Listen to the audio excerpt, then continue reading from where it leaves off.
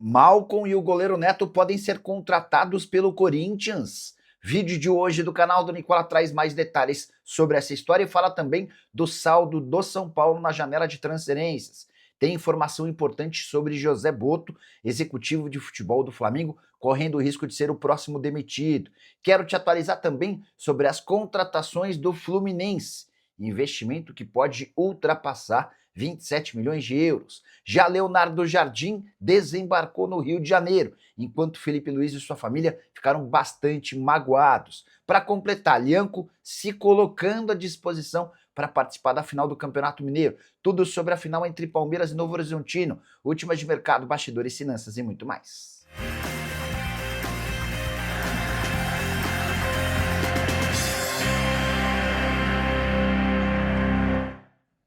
Fala aí pessoal, eu sou Jorge Nicola, bem-vindos a mais um vídeo do canal. Sempre bom ter vocês por aqui, sem perder tempo. Pedir para deixar like, se inscrever no canal e ativar as notificações. Antes das notícias, bora brincar com o palpitão do Nicola. A sugestão para essa quarta-feira depende da vitória do Manchester City contra o Nottingham Forest na Inglaterra e do Palmeiras contra o Novo Horizontino no final do Campeonato Paulista. Se essa combinação acontecer, a gente pega uma odd de 2,2, ou seja, mais do que dobramos o valor da nossa fezinha. Para pegar esse bilhete pronto, exatamente como eu sugeri, só clicar no link do comentário fixo. Faz seu cadastro na mais antiga parceira do canal do Nicola e automaticamente o bilhete já aparece. Combinado?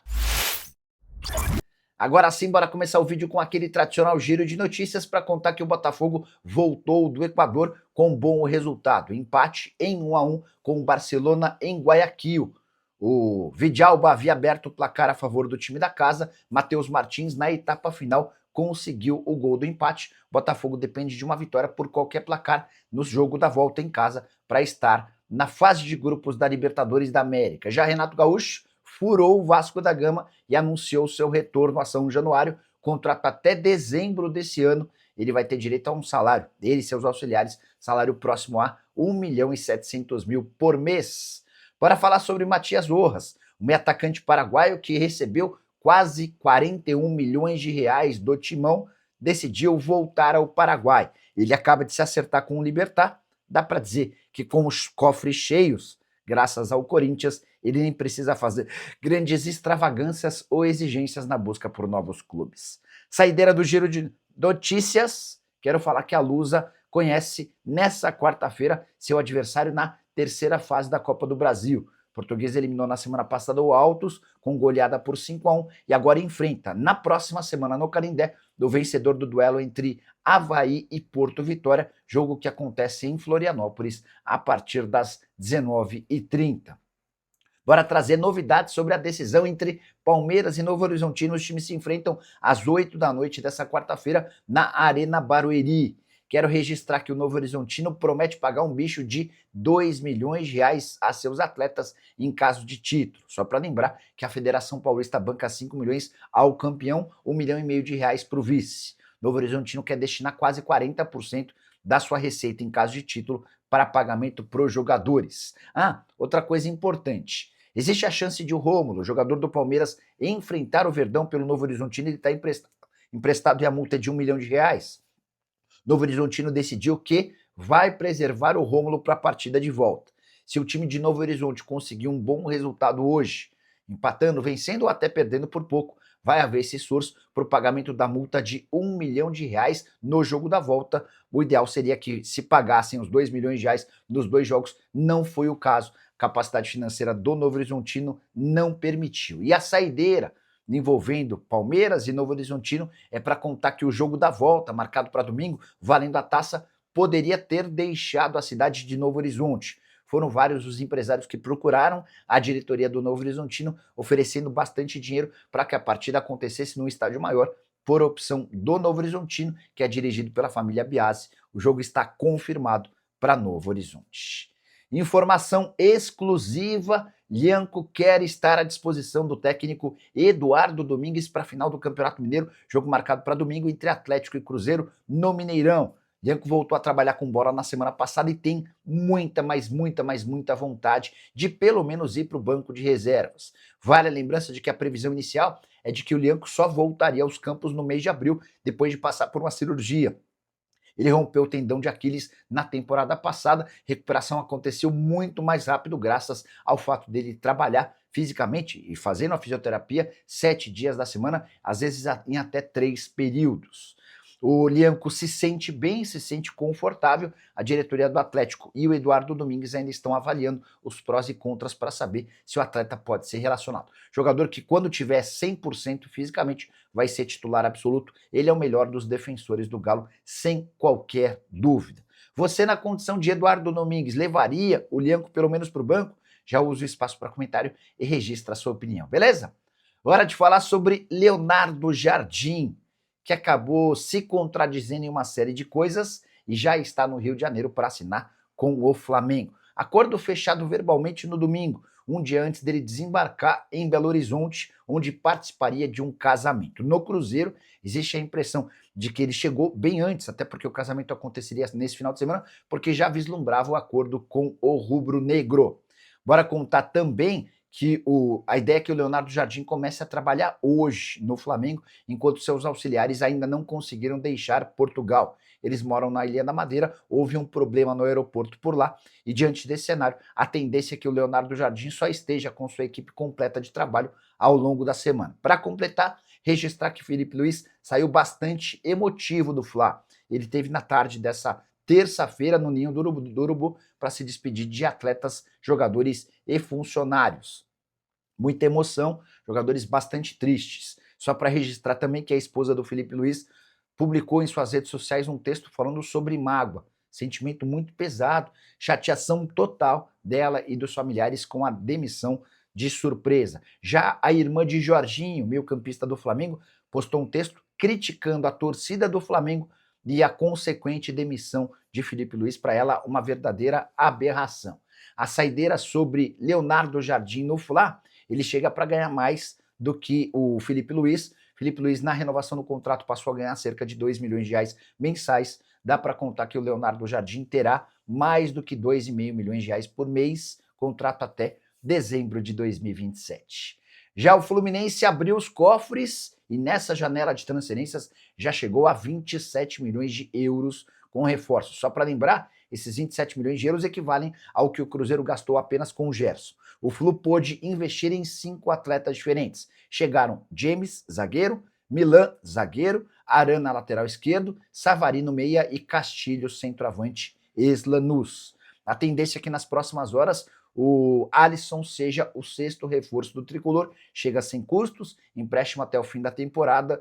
O Fluminense já sabe que se quiser utilizar o Alisson contra o São Paulo, vai precisar pagar 2 milhões de reais por cada atuação. Para comprar o Alisson em definitivo, ficou definido o preço de 2 milhões e meio de euros. Zubeldia, técnico do Flu, e Alisson são velhos conhecidos e estiveram juntos no São Paulo da temporada passada. José Botto corre enorme risco de demissão. Depois da dispensa de Felipe Luiz, dá para contar que o executivo de futebol do Flamengo é o próximo alvo. E a maior insatisfação em relação a Botto parte do elenco rubro-negro. O José Botto nunca teve uma relação muito saudável com os atletas. Ele é do tipo de diretor que fala pouco, quase não tem contato com os jogadores e fica mais presente nas tratativas com a comissão técnica e com o presidente BAP.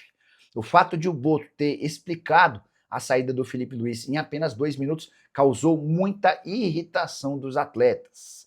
E a partir daí, dá para dizer que a situação do Botto é periclitante. Não vou ficar nem um pouco surpreso se, diante de mais alguns tropeços, o executivo português for o próximo a ser demitido.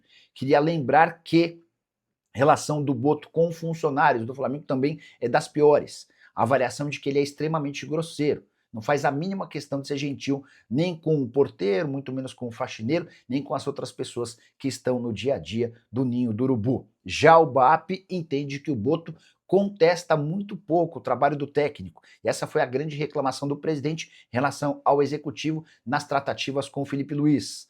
A ideia do BAP é ter um executivo de futebol que coloque o treinador eventualmente contra a parede para cobrar explicações sobre reforços, utilização de jogadores, esquema tático, entre outras coisas. Os atrasos e casos de indisciplina de alguns atletas também pesam contra a continuidade de José Botto. Vale a lembrança de que o Plata chegou atrasado inúmeras vezes. Hora de falar sobre a janela do São Paulo tricolor. Encerrou a possibilidade de contratação de atletas vindos do exterior nessa terça-feira. E dá para contar que o São Paulo tem 5 reforços oficiais, além de um retorno.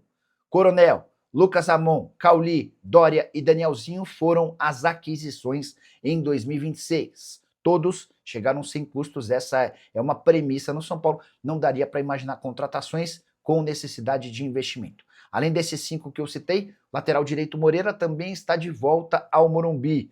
Atleta que havia sido emprestado ao Porto, não conseguiu render bem por lá. O São Paulo ainda tentou a permanência do atleta, não houve a possibilidade. A partir de agora, São Paulo passa a ter 4 laterais direitos, se houver alguma chance de inclusão de algum dos seus laterais em outros clubes brasileiros, deve haver negócio. Lucas Amon chegou para ser titular absoluto, Cedric e Maicon se revezaram até a chegada do ex-jogador do Mirassol e agora o Moreira.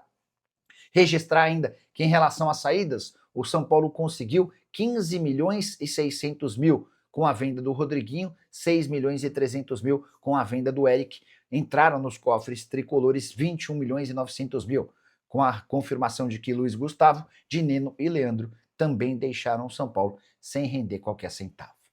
Quero falar agora sobre o Corinthians e as últimas do mercado. Neto, goleiro do Botafogo, e Malcom, atacante do Al Hilal, tem sido alvo de muitas especulações. Quero começar falando sobre o Malcom. O ex-atacante do Timão era o jogador indicado pelo Careca Bertalha, um influenciador que cobre o Corinthians. Ele chegou a dizer que o Corinthians tinha a intenção de trazer um jogador de enorme nível que atuava no mundo árabe.